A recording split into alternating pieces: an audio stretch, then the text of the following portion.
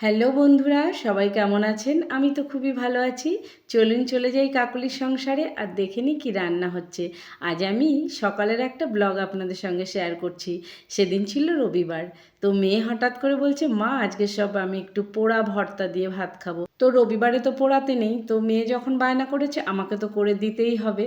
আর সকালে ওর বাবাও বাড়িতে ছিল, আর ওদের সকালে একটু ভাত খাওয়ারই অভ্যেস, যেহেতু সবাই অফিস যায়, পড়তে যায়।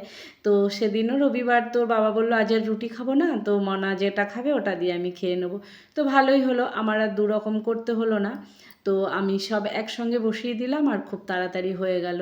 তো এই ভর্তাগুলো করার জন্য প্রথমেই একটা বড় সাইজের গোল বেগুন আমি মাঝখান থেকে কেটে নিয়েছি, একটা আলু স্লাইস করে কেটে নিয়েছি, আর নিয়ে নিয়েছি দুটো টমেটো।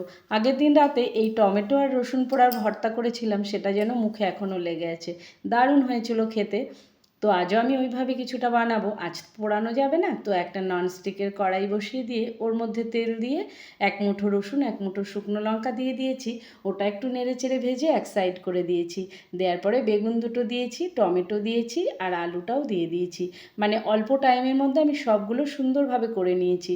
এটা পোড়াতে গেলে তো আলাদা আলাদা করে আমাকে পোড়াতে হতো, তো এইভাবেও খুব ভালো লেগেছিলো। তো আমি এইভাবে একটু ঢেকে দিয়েছি। দেওয়ার পরে আমি বাড়ির অন্য কাজগুলো করছিলাম, আর আমার মেয়ে ওগুলো নেড়ে চেড়ে দিচ্ছিল। ওর তো ভীষণ এক্সাইটেড এইসব খাবে, ওর এগুলো খেতে খুব ভালো লাগে। আর ও সবসময় স্পাইসি খাবার খায় বলে ওর বাবা প্রচণ্ড ওকে বকাবকি করে। আর মেয়েটা ওই দিনরাত ফোনে ইটিং শো দেখবে, আর এই ভর্তার রেসিপিগুলো বেশি করে দেখবে, আর এগুলো খাওয়ার জন্য আমার কাছে বায়না করবে। তো যাই হোক, এক আধ দিন তো করে দেওয়াই যেতে পারে, তাই না? তো আমি সব কিছু নামিয়ে নিয়েছি, ব্যাস সব কিছু রেডি হয়ে গেল। এবার সুন্দর করে মেখে নেওয়ার পালা। চলুন তাহলে এগুলো একদম মেখে রেডি করে নিই। প্রথমেই রসুনের খোসাগুলো বেছে নিয়েছি, নেওয়ার পরে টমেটোটা মেখেছি, তারপরে বেগুনটা মেখেছি। আর এদিন মাছ কাটতে গিয়ে হাতটা এত কেটে গেছিলো না, তো মাখতে পারছিলাম না, প্রচণ্ড হাতটা জ্বালা করছিল, আর গরমও ছিল খুব এগুলো।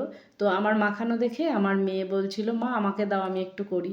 তো মেয়ে শেষের দিকে আলুটা মেখেছিল, পরে আবার আমি একটু ধনেপাতা কুচি এর মধ্যে দিয়েছিলাম, তাই জন্য আরও খেতে ভালো লাগছিল। বেশ শীতকালের একটা ফিলিংস আসছিল।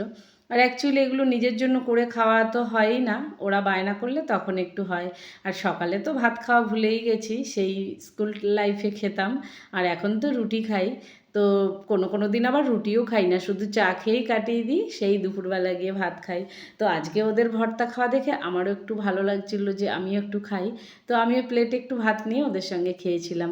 এই যে আমার মেয়ে আলুটা মাখছে, ও বেশ সুন্দর মাখতে শিখে গেছে। সর্ষের তেলটা দিয়ে দিলাম আমি, আর উপর থেকে কাঁচা ধনেপাতা একটু ছড়িয়ে দিয়েছিলাম। তো আমিও ওদের সঙ্গে প্লেটে একটুখানি গরম ভাত নিয়ে নিয়েছিলাম, আর ভাতটা ছিল খুবই ঝরঝরে। আর এরকম ঝরঝরে গরম ভাতের সঙ্গে ভর্তা খেতে প্রচণ্ড ভালো লাগে। প্রথমেই আমি একটু টমেটো ভর্তা খাচ্ছিলাম, আর টমেটো ভর্তা রসুন পোড়া দিয়ে প্রচণ্ড ভালো লাগে, সবাই একবার ট্রাই করে দেখবেন। তো আজকের ভর্তা স্পেশাল কেমন ছিল অবশ্যই কমেন্ট করে জানাবেন, ভালো লাগলে একটা লাইক করবেন। দেখা হচ্ছে নেক্সট ব্লগে।